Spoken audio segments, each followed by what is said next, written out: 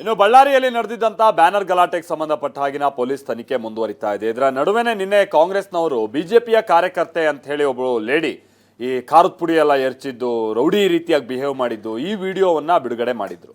ಅದಕ್ಕೆ ಸಬೂಬ್ ಕೊಡುವಂತ ನಿಟ್ಟಿನಲ್ಲಿ ಇವತ್ತು ಖುದ್ದು ಜನಾರ್ದನ್ ರೆಡ್ಡಿ ಅವರು ಮತ್ತೊಂದಷ್ಟು ವಿಡಿಯೋಗಳನ್ನ ರಿಲೀಸ್ ಮಾಡಿದ್ರು. ನೋಡಿ, ಆಕೆ ಮೇಲೆ ಅಟ್ಯಾಕ್ ಮಾಡೋದಕ್ಕೆ ಕಾಂಗ್ರೆಸ್ ಕಾರ್ಯಕರ್ತ ಪ್ರಯತ್ನ ಪಟ್ಟ. ಈ ಸಂದರ್ಭದಲ್ಲಿ ತನ್ನ ರಕ್ಷಣೆಗೋಸ್ಕರ ಆಕೆ ಖಾರದ ಪುಡಿ ಎರಚಿದ್ಲು ಅನ್ನುವಂಥ ಸಬೂಬ್ ಎಲ್ಲ ಕೊಡ್ತಾ ಇದ್ದಾರೆ. ಹೀಗೆ ಅವರೊಂದು ವಿಡಿಯೋ ಇವರೊಂದು ವಿಡಿಯೋ ಅಂತ ಪ್ರತಿನಿತ್ಯ ರಿಲೀಸ್ ಮಾಡುವಂಥದ್ದು ನಡೀತಾನೆ ಇದೆ. ಇದೆಲ್ಲದರ ನಡುವೆ ಮೊನ್ನೆ ಡಿಸಿಎಂ ಡಿಕೆ ಶಿವಕುಮಾರ್ ಅವರು ಬಳ್ಳಾರಿಗೆ ಹೋಗಿದ್ದು, ಅಧಿಕಾರಿಗಳ ಜೊತೆಗೆ ಸಭೆ ಮಾಡಿದಂಥ ವಿಚಾರವನ್ನ ಕುಮಾರಸ್ವಾಮಿ ಅವರು ಸೇರಿದಾಗೆ ಬಿಜೆಪಿಯ ಕೆಲ ನಾಯಕರುಗಳು ಕೂಡ ಕಟುವಾಗಿ ಟೀಕಿಸ್ತಾ ಇದ್ದಾರೆ. ಹಾಗಾದ್ರೆ ಈ ಬಳ್ಳಾರಿ ಗಲಾಟೆಗೆ ಸಂಬಂಧಪಟ್ಟ ಹಾಗಿನ ವಿಚಾರ ಎಲ್ಲಿ ತನಕ ಬಂತು, ಬನ್ನಿ ರಿಪೋರ್ಟ್ ಅನ್ನು ನೋಡ್ಕೊಂಬೋಣ.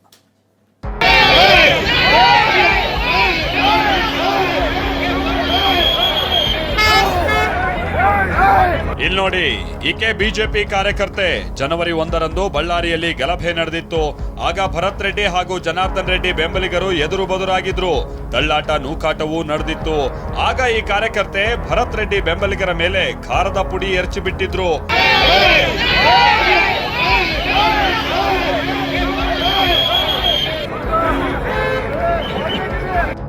ಇದು ಕಾಂಗ್ರೆಸ್ ಬೆಂಬಲಿಗರು ಬಿಟ್ಟ ವಿಡಿಯೋ.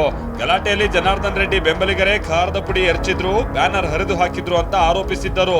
ಇದಕ್ಕೆ ಗಣಿಧಣಿ ಇವತ್ತು ಟ್ವಿಸ್ಟ್ ಕೊಟ್ಟಿದ್ದಾರೆ. ಅದ್ರ ಬಗ್ಗೆ ಹೇಳ್ತೀವಿ. ಅದಕ್ಕೂ ಮುನ್ನ ಈ ವಿಡಿಯೋವನ್ನ ನೋಡಿ.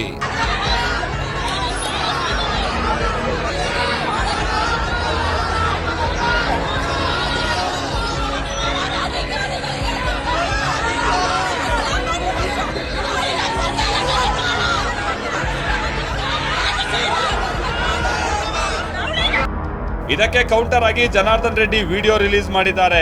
ಬಿಜೆಪಿ ಕಾರ್ಯಕರ್ತೆ ಜ್ಯೋತಿ ಮೇಲೆ ಥಿಯೇಟರ್ ಶಿವು ಇಂದ ಹಲ್ಲೆ ಮಾಡೋಕೆ ಪ್ರಯತ್ನ ಆಯ್ತು.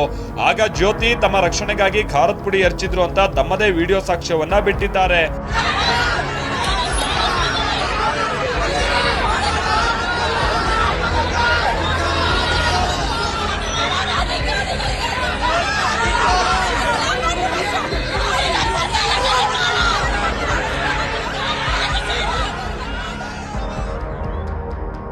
ಇದೆಲ್ಲದರ ನಡುವೆ ಡಿಸಿಎಂ ಡಿಕೆ ಶಿವಕುಮಾರ್ ನಿನ್ನೆ ಬಳ್ಳಾರಿಗೆ ಭೇಟಿ ಕೊಟ್ಟಿದ್ದರು.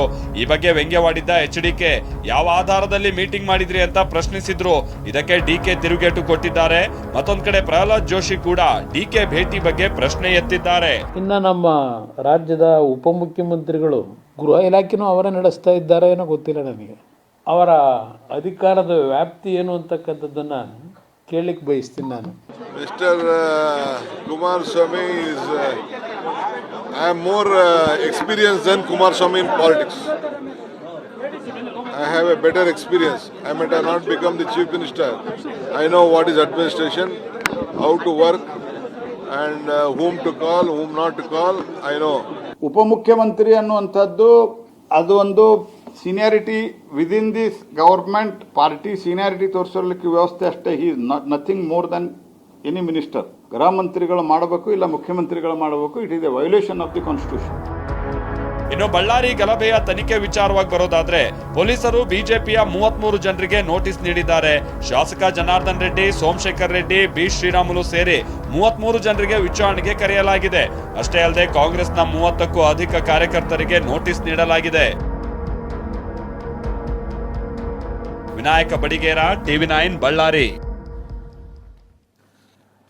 ಪೊಲೀಸರು ದುಶ್ಯಾಸನರು, ಈ ಮಾತನ್ನ ಆರ್ ಅಶೋಕ್ ಇವತ್ತು ಬಹಳ ಕಟುವಾಗಿ ಪೊಲೀಸ್ ಇಲಾಖೆ ವಿರುದ್ಧವಾಗಿ ಟೀಕೆ ಮಾಡ್ತಾ ಈ ವಿಚಾರ ಪ್ರಸ್ತಾಪ ಮಾಡಿದ್ರು. ಕಾರಣ ನಿನ್ನೆ ಹುಬ್ಬಳ್ಳಿಯಲ್ಲಿ ನಡೆದಂತ ಒಂದು ಘಟನೆ.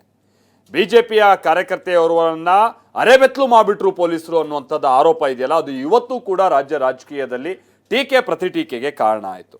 ಮತ್ತೊಂದು ಕಡೆ ಇದೇ ವಿಚಾರಕ್ಕೆ ಸಂಬಂಧಪಟ್ಟ ಹಾಗೆ ಆ ಭಾಗದ ಕಾರ್ಪೊರೇಟರ್ ಸುವರ್ಣ ಅವರನ್ನ ಕೂಡ ವಶಕ್ಕೆ ಪಡೆಯಲಾಗಿದೆ. ಆಕೆ ತಲೆಮರೆಸ್ಕೊಂಡ್ಬಿಟ್ಟಿದ್ದಾರೆ ಅನ್ನುವಂಥ ರೀತಿಯಾಗಿತ್ತು. ಬಟ್ ಇವತ್ತು ಆಕೆಯನ್ನ ಫೈಂಡ್ ಔಟ್ ಮಾಡಿ ವಶಕ್ಕೆ ಪಡೆದಿದ್ದಾರೆ. ಮತ್ತೊಂದು ಕಡೆ ಸರ್ಕಾರ ಯಾವುದೇ ಕಾರಣಕ್ಕೂ ಪೊಲೀಸರಿಂದ ಇಲ್ಲಿ ತಪ್ಪಾಗಿಲ್ಲ, ಆ ಮಹಿಳೆಯೇ ತನ್ನ ಬಟ್ಟೆಯನ್ನ ಬಿಚ್ಕೊಂಡ್ಬಿಟ್ಲು, ಹಾಕೊಳ್ಳಮ್ಮ ಅಂತ ಅಂದ್ರೂ ಹಾಕೊಂಡಿಲ್ಲ ಅಂತ ಹೇಳ್ಕೊಂಡ್ಬಿಟ್ಟು ಕೆಲವು ವಿಡಿಯೋಗಳನ್ನ ಮೇಲಿನ ಮೇಲೆ ರಿಲೀಸ್ ಮಾಡ್ತಾ ಇದ್ದಾರೆ. ಬನ್ನಿ, ಹುಬ್ಬಳ್ಳಿ ಗಲಾಟೆ ಪ್ರಕರಣಕ್ಕೆ ಸಂಬಂಧಪಟ್ಟಾಗೆ ಇದು ಯಾವ್ಯಾವ ರೀತಿ ಅಂತ ತಿರುವನ್ನ ಪಡಿತಾ ಇದೆ ನೋಡ್ಕೊಂಬೋಣ.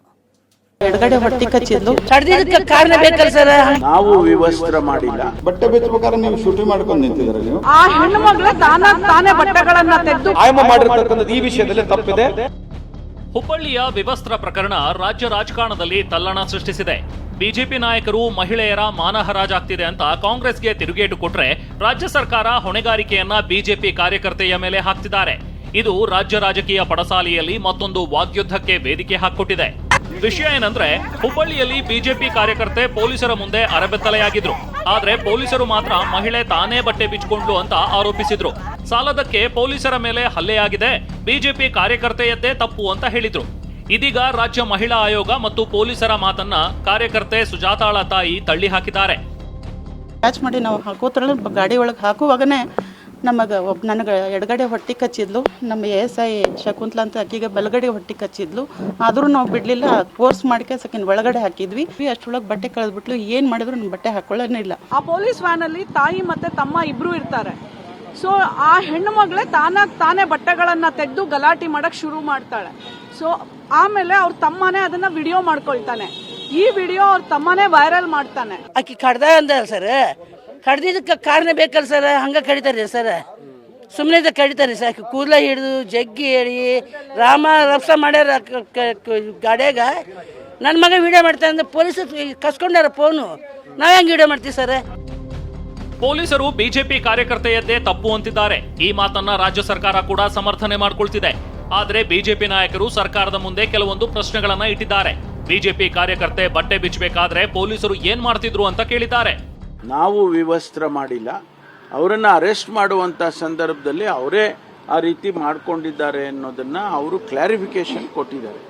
ಅದಕ್ಕೂ ಒಬ್ಬ ಕಮಿಷನರ್ ಕ್ಲಾರಿಫಿಕೇಶನ್ ಕೊಡ್ತಾರೆ ಅಂತಂದಾಗ ಇನ್ನು ಅದಕ್ಕಿಂತ ಇನ್ನೇನು ಬೇಕಾಗಿದೆ ಅವರಿಗೆ? ಆಮೇಲೆ ಹೇಳ್ತಾರೆ ಇಲ್ಲ ಬಟ್ಟೆ ಅವಳ ಬಿಚ್ಚಿದ್ದಾರೆ. ಬಟ್ಟೆ ಬಿಚ್ಚಬೇಕಾದ್ರೆ ನೀವು ಶೂಟಿಂಗ್ ಮಾಡ್ಕೊಂಡು ನಿಂತಿದ್ದಾರೆ. ನೀವು ಸಿದ್ದರಾಮಯ್ಯನವರು ಸ್ಟೇಟ್ಮೆಂಟ್ ಕೊಡ್ತಾರೆ, ನಾಚಿಕೆ ಬರುವುದಿಲ್ಲ.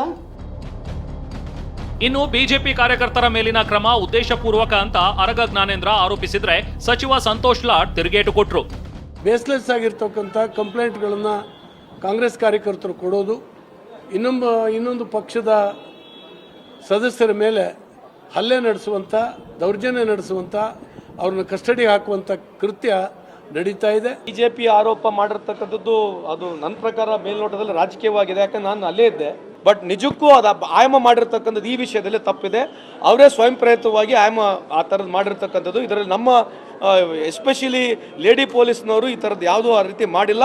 ಆಮೇಲೆ ಕರ್ನಾಟಕ ರಾಜ್ಯದ ಹೆಣ್ಮಕ್ಳು ನಮ್ಮ ಲೇಡಿ ಕಾನ್ಸ್ಟೇಬಲ್ಸು ಇಂಥ ಯಾವತ್ತು ಯೋಚನೆ ಕೂಡ ಮಾಡೋಕ್ಕಾಗೋದಿಲ್ಲ, ಮಾಡೋಕೆ ಹೋಗೋದಂತ ಈ ಸಂದರ್ಭ ಕೇಳಲಿಕ್ಕೆ ಬಯಸ್ತೀನಿ. ಇನ್ನು ವಿಪಕ್ಷ ನಾಯಕ ಆರ್ ಅಶೋಕ್ ಅವರಂತೂ ಪೊಲೀಸರನ್ನ ದುಶ್ಯಾಸನರು ಅಂತ ಕರೆದಿದ್ದಾರೆ. ಈಗಾಗಲೇ ಸ್ವಯಂ ಪ್ರೇರಿತವಾಗಿ ಮಹಿಳಾ ಆಯೋಗ ರಿಜಿಸ್ಟರ್ ಮಾಡಿದೆ, ಚಿಮಾರಿ ಹಾಕಿದ್ದಾರೆ. ರಾಜ್ಯ ಸರ್ಕಾರಕ್ಕೆ ಪೊಲೀಸರಿಗೆ ಚಿಮಾರಿ ಹಾಕಿದ್ದಾರೆ. ನಾಳೆ 10 ಗಂಟೆ ಟೈಮ್ ಕೊಡ್ತಾ ಇದ್ದೀನಿ. 10 ಗಂಟೆ ಒಳಗಡೆ ಸರ್ಕಲ್ ಇನ್ಸ್ಪೆಕ್ಟರ್ ಅವ್ರನ್ನ ಇಮ್ಮಿಡಿಯೇಟಾಗಿ ಕೆಲಸದಿಂದ ಸಸ್ಪೆಂಡ್ ಮಾಡಬೇಕು, ವಜಾಗೊಳಿಸ್ಬೇಕು. ಮತ್ತು ವ್ಯಾನಲ್ಲಿದ್ದಂಥ ಎಷ್ಟು ಜನ ಇದ್ದರು, 20 ಜನ ಇರಲಿ 30 ಜನ, ಅಷ್ಟನ್ನು ಕೂಡ ಸಸ್ಪೆಂಡ್ ಮಾಡಬೇಕು, ನಿರ್ದಾಕ್ಷಿಣ್ಯವಾಗಿ ಸಸ್ಪೆಂಡ್ ಮಾಡಬೇಕು. ಇಲ್ಲ ಅಂತ ಹೇಳಿದ್ರೆ ರಾಜ್ಯದಲ್ಲಿರುವಂಥದ್ದು ದುಶ್ಯಾಸನದ ಸರ್ಕಾರ ಅಂತ ನಾವು ಎಲ್ಲ ಕಡೆ ಬೋರ್ಡ್ಗಳಾಗ್ತೀವಿ. ಇದೆಲ್ಲದರ ನಡುವೆ ಘಟನೆ ಕುರಿತು ರಾಷ್ಟ್ರೀಯ ಮಹಿಳಾ ಆಯೋಗ ವರದಿ ಕೇಳಿದೆ. ಡಿಜಿ ಮತ್ತು ಐಜಿಪಿಗೆ ಪತ್ರ ರವಾನಿಸಿ ಕ್ರಮ ಕೈಗೊಂಡಿರೋ ಬಗ್ಗೆ ವಿಸ್ತೃತ ವರದಿ ನೀಡುವಂತೆ ನಿರ್ದೇಶನ ಕೊಟ್ಟಿದೆ. ಮತ್ತೊಂದು ಕಡೆ ಬಿಜೆಪಿ ಮಹಿಳಾ ಘಟಕ ಸುಜಾತಾ ಮನೆಗೆ ಭೇಟಿ ಕೊಟ್ಟರೆ ಕಾಂಗ್ರೆಸ್ ಕಾರ್ಪೊರೇಟರ್ ಸುವರ್ಣರನ್ನ ವಶಕ್ಕೆ ಪಡೆಯಲಾಗಿದೆ. ಹುಬ್ಬಳ್ಳಿಯಿಂದ ಸಂಜಯ್ ಜೊತೆ ಕಿರಣ್ ಹನಿಯಾಡ್ಕ, TV9 ಬೆಂಗಳೂರು.